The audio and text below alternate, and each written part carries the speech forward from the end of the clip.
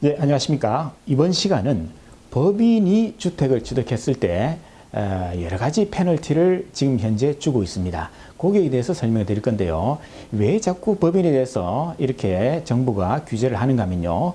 개인이 특히 주택이 많은 사람들, 다주택자들 여기에 대해서 자꾸 규제를 하다 보니까 이제 사람들이 법인 쪽으로 자꾸 가가지고 거기서 이제 법인세가 좀 낮기 때문에 그런 법인 쪽으로 가서 자꾸 이 중과세를 갖다가 회피하기 때문에 그걸 이제 막기 위해서 법인이 주택을 취득했을 때 여러 가지 규제를 주는 그런 제도를 계속 만들어내고 있습니다. 오늘은 그래서 법인을 취득 단계, 그리고 보유 단계, 그리고 처분 단계 이렇게 세 개의 단계로 구분해 가지고 거기에 대해서 하나하나 설명해 드릴 건데요. 이번 시간에는 취득 단계 이걸 설명을 드리겠습니다. 예, 주택의 취득세율입니다. 법인 취득세를 규제하는 거 그거 하기 전에 주택의 취득세가 어떻게 바뀌었는지 일단 그거를 먼저 배경 지식을 조금 깔고 가야 됩니다. 그래서 주택의 취득세율에 대해서 좀 간단하게 설명을 드리고 가겠습니다. 일단 2014년도 1월 1일부터 새로운 취득세율이 적용이 됐는데요. 그러면 2013년도 12월 31일까지는 어떤 취득세율을 적용했는가 하면요. 일률적으로 4%입니다. 따라서 전국에 어떤 주택을 취득하더라도 그죠? 누가 취득하든지 간에 일률적으로 4%를 적용을 했습니다. 그런데 2014년도 1월 1일부터 이제 취득세율이 바뀌기 시작합니다. 즉, 6억, 9억 세 구간을 이제 만들어 가지고 6억 이하의 주택을 취득하면은 1%, 6억을 초과하면서 9억 이하의 주택은 2%, 9억을 초과하면은 3% 이렇게 1, 2, 3 세 구간을 만들어서 취득세율을 달리 적용을 했습니다. 그런데 이렇게 하다 보니까 이제 문제가 자꾸 생깁니다. 뭐냐면요. 요 6억에서 9억 사이가 자꾸 문제가 생깁니다. 왜 그런가 하면은 문턱 효과, 즉 6억 조금만 넘기는 사람하고 6억이 안 되는 사람하고 1%의 차이가 생기지 않습니까? 그렇죠. 1%가 작은 것 같아도 10억짜리 주택을 사면은 1,000만 원입니다. 1,000만 원이 계약 금액이 조금 올라가는 이유로 이렇게 1% 더 내게 되는 그런 문제가 발생하니까 사람들이 이쪽에서 자꾸 다운 계약서를 써가지고 이쪽으로 자꾸 끌어내리는 그런 다운 계약서 쓰는 문제가 자꾸 발생하는 거죠. 그래서 안 되겠다. 2019년도 12월 28일 날 대책을 하나 발표를 했습니다. 그래서 2020년 1월 1일 이후에 취득하는 주택에 대해서는 중간에 6억과 9억 중간에 7.5억, 7억 5천만 원의 새로운 구간을 하나 신설했습니다. 그래서 6억 이하는 1%, 요거는 이제 변동 없습니다. 6억 초과 7억 5천 이하일 때는 1에서 2%, 7억 5천을 초과하면서 9억 이하일 때는 2에서 3%, 9억을 초과하면은 요거는 변동 없이 그냥 3%입니다. 이렇게 1, 2 이렇게 구간별로 이렇게 두리뭉실하게 적어 놓은 건 말이죠. 요 사이에 취득가액이 올라가면 올라갈수록 율이 조금씩 조금씩 계속 바뀝니다. 그렇기 때문에 1에서 2% 사이의 율이 이렇게 계속 올라간다 이렇게 볼 수 있는 거죠. 그래서 이런 율을 적용을 해가지고 문턱 효과를 방지하는 그런 정책을 폈습니다. 예, 이렇게 주택 취득세율을 중간에 7.5억, 7억 5천만 원을 하나 새로 구간을 넣어가지고 이렇게 4단계로 이런 취득세율을 이제 2020년도부터 도입을 했는데요. 그러다가 몇 달이 지난 다음에 이제 다주택자에 대해서 정부가 주택을 취득했을 때 크나큰 규제를 하기 시작합니다. 거기에 법인도 예외가 아닙니다. 법인도 여기에 휩쓸려 가지고 취득세율이 굉장히 올라갔는데 거기에 대해서 설명을 드리겠습니다.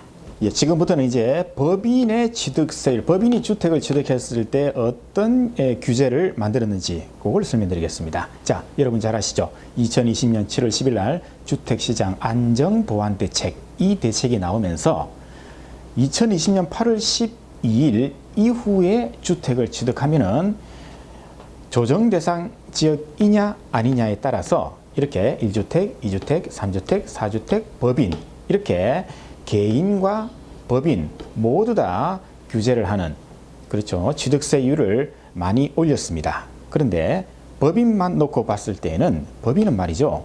조정 대상 지역 내의 주택이냐, 조정 대상 지역 내의 주택이 아니냐, 거기에 관계없습니다. 관계없이 어느 지역의 주택을 취득하더라도 일률적으로 12%를 적용합니다. 취득세율이 12%입니다. 법인이 한 채를 사든 법인이 두 채를 사든 법인이 100채를 사든 전부 다 12%, 굉장히 높은 세율입니다. 이걸 적용을 합니다. 따라서 이렇게 높은 세율을 두들겨 맞으면서까지 개인 사업자가 법인으로 전환을 해가지고 법인으로 이렇게 중과세를 회피할 그런 메리트가 있느냐, 이런 문제가 이제 생겼죠. 그래서 법인으로 이제 음성적으로 자꾸 개인 사업자가 법인으로 빠져나가는 걸 취득세 단계부터, 취득 단계부터 틀어막겠다, 이제 그런 정책이 되겠습니다. 다만 아까 말씀드렸습니다만 2020년 8월 12일 이후에 취득을 하면은 이렇게 적용을 하는데요. 다만 대책이 7월 10일 날 발표가 됐기 때문에, 그죠? 법적 안정성을 위해서는 조금 시간을 줘야 안 되겠습니까? 그래서 7월 10일 이전에 계약을 했다면은 설령 8월 12일 이후에 취득을 하더라도 옛날 룰을 따라가시면 되겠습니다. 1에서 3%를 제공합니다. 계약일, 그래서 7월 10일이 중요합니다. 7월 10일, 그러니까 7월 10일까지죠. 7월 10일까지 계약을 한 상태라면은, 법인이 말이죠. 그러면은 설령 8월 12일 이후 취득을 하더라도 옛날 룰이죠. 1에서 3%를 적용을 합니다. 이상으로 법인에 대해서 취득세 문제에 대해서 한번 살펴봤는데요. 이거 말고 법인에서 발생하는 취득세는 또 한 가지 더 있습니다. 그걸 설명을 드리겠습니다. 예, 자, 법인이 주택을 취득했을 때 취득세 문제가 또 한 가지 더 있습니다. 이거는요, 개인 사업자가 이제 부동산 임대를 하고 있는 개인 사업자가 말이죠, 법인으로 전환을 하는 경우가 있습니다. 법인으로 전환을 해가지고 그때 이제 법인이 또 새롭게 그 물건을 취득하기 때문에 취득세를 또 내야 되는데, 거기에 대해서 대폭, 큰 폭으로 감면을 해주는 그런 정책이 있었습니다. 거기에 대해서 어떤 규제가 또 들어왔는지 한번 또 설명드리겠습니다. 예, 자, 타이틀은 이겁니다. 현물 출자에 의한 법인 설립입니다. 이게 어떤 건지 간단하게 핵심을 제가 말씀드릴게요. 자, 개인 사업자가 있습니다.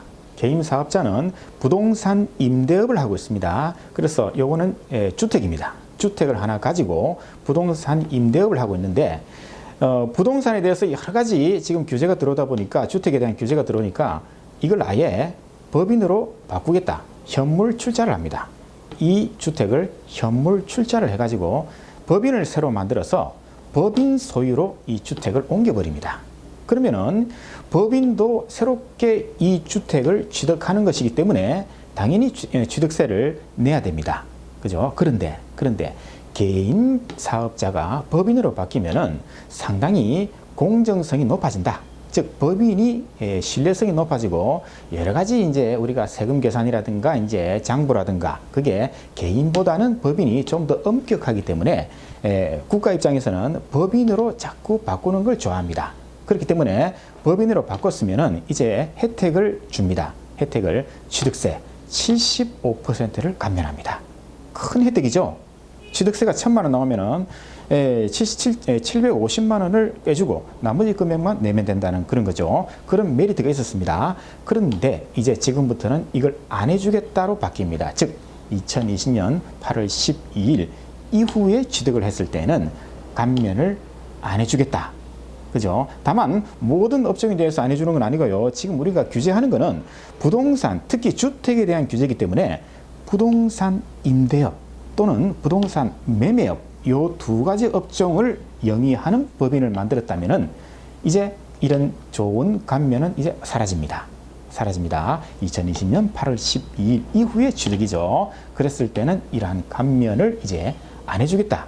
요 규정은요, 원래는 지방세 특례 제한법이 있습니다. 57조의 2 제 상위 보시면은 이렇게 75% 감면한다라는 그런 문구가 있었는데, 이게 이때부터 삭제가 됐습니다.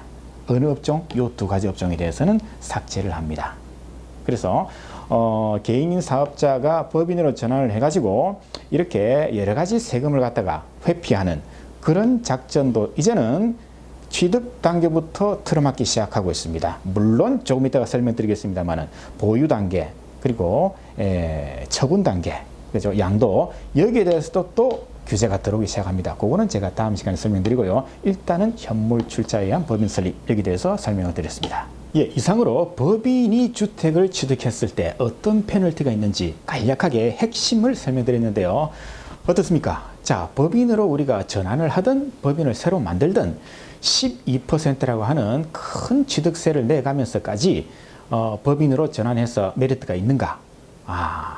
조금 의문입니다만은 다음 시간에는 제가 법인이 주택을 보유했을 때는 물론 종부세가 있겠죠.